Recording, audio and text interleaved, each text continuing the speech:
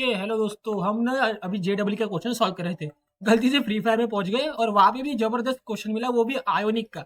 एक तो 30 सेकंड में सॉल्व हो जाएगा या 30 मिनट भी लग सकते हैं।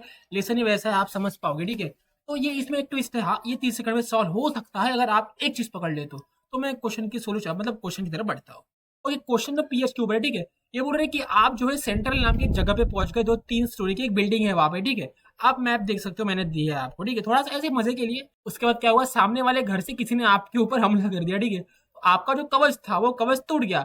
अब उस कवच को रिपेयर करने में क्वेश्चन है, ठीक है। अब उसको रिपेयर करना है आपको, तो आपने जो है आपके पास वेस्ट रिपेयर किट थी और उसके अंदर 2 अलग अलग केमिकल के ट्यूब्स थे, ठीक है। इसके बारे में इंफॉर्मेशन दी हुई है।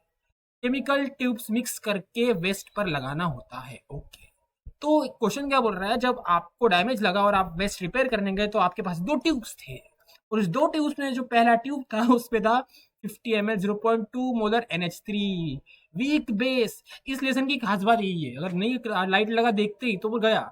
इस लेसन का काम ही है, इसलिए तो ये बहुत टफ लेसन है, ठीक है।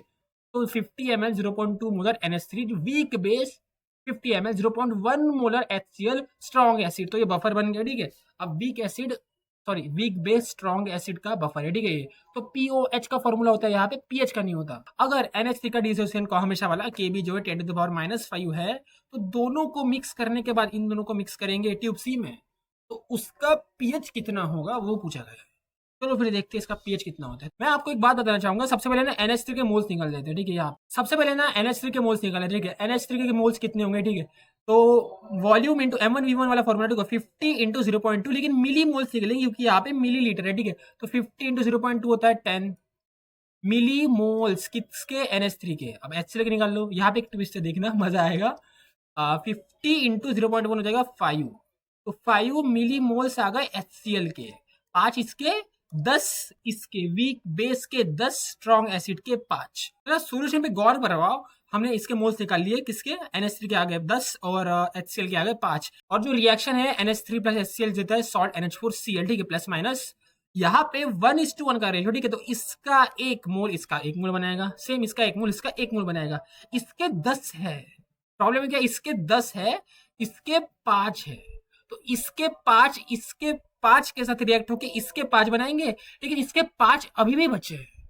तो हमेशा क्या होता है पता है आपको, जो वीक होता है वो डिसाइड करता है ना कि कितना बनने वाला है। लेकिन यहाँ पे लिमिटिंग रिएजेंट HCl है, क्योंकि इसके मोल्स कम है। इसके 5 के साथ रिएक्ट हो गए और इसके 5 बनाएंगे, लेकिन फिर भी इसके 5 बचे रहेंगे क्योंकि इसके 10 है। तो यहाँ पे लिमिटिंग रिएजेंट ये नहीं है, HCl है, ठीक है। तो HCl डिसाइड करेगा यहाँ पे कि कितने बनेंगे इसके मोल्स। ये था ट्विस्ट यहाँ का। ओके, तो क्वेश्चन खत्म। आइडेंटिफाई करो मिक्सचर का बेसिक बफर है, उसका फॉर्मूला होता है पीओएच का फॉर्मूला होता है यहाँ पे। तो पीओएच होता है pKb plus log of salt by base. तो ये 1:1 का रेशो है ना, 1:1 का रेशो होने के कारण इसके 5 मोल्स, इसके 5 मोलर, इसके 5 मोलर बनाएंगे कॉन्सेंट्रेशन। तो 1:1 5/5, तो log 1 0, तो पीओएच 5 आ गया। तो 14 - 5 9, पीएच हो गया। आंसर खत्म, सॉरी क्वेश्चन खत्म। Bye bye.